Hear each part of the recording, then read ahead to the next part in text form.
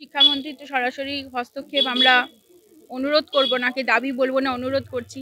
এইরকমভাবে মানে ওনার আন্ডারে এরকমভাবে শিক্ষিকারা ক্লাস চলাকালীন আক্রান্ত হবে সেটা তো আমরা ভাবতেও পারছি না।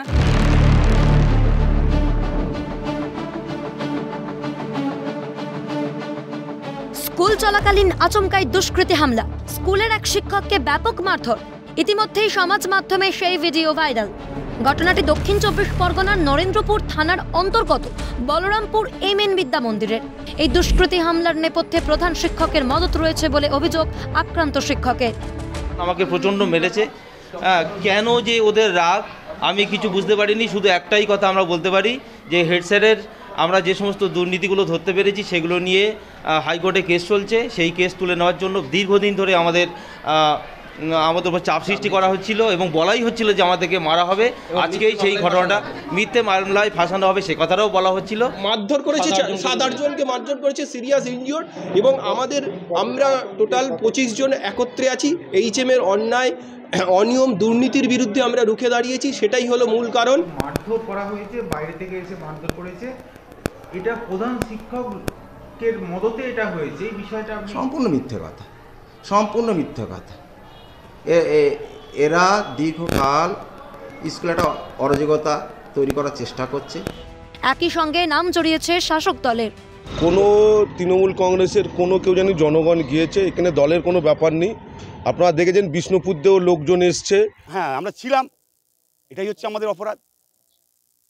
একটা জিনিস আপনি যদি একটু স্পেসিফিক্যালি শোনেন, এই যে বনগলির 2 নম্বর গ্রাম পঞ্চায়েতে একটা সুনাম রয়েছে, আর ওই স্কুলটার একটা সুনাম রয়েছে। আজকে এত বছরের দীর্ঘদিনের স্কুল, আর এর ঐতিহ্যবাহী স্কুল, স্যারেদের দলাদলিতে আজকে স্কুলটা এই জায়গায় এসেছে। পরবর্তীতে নরেন্দ্রপুর থানার পুলিশকে খবর দিলে নরেন্দ্রপুর থানার পুলিশ এসে আক্রান্ত শিক্ষক শিক্ষিকাদেরকে উদ্ধার করে নিয়ে এবং তাদের সুভাষগ্রাম গ্রামীণ হাসপাতালে ইতিমধ্যেই চিকিৎসা করানো হচ্ছে এবং তদন্ত শুরু করেছে নরেন্দ্রপুর থানার পুলিশ।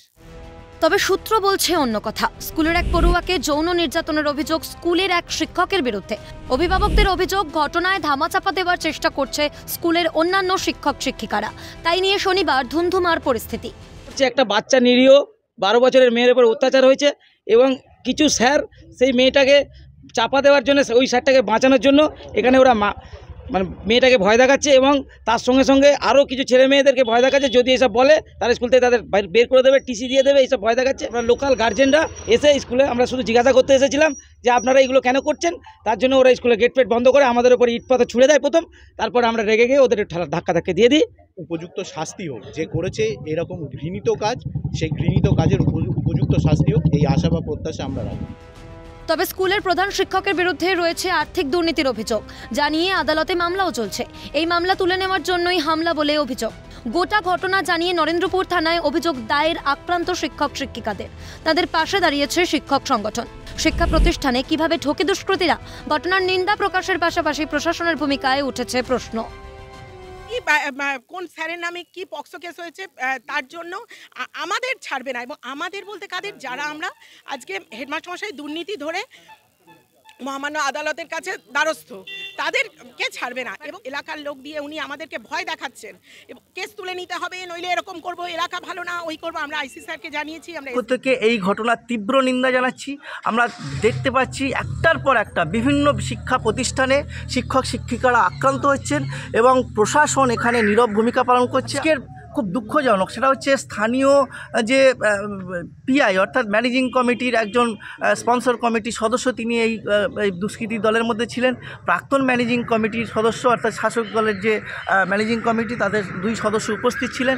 ফলে পুরো ঘটনাটা আমরা তীব্র নিন্দা করছি।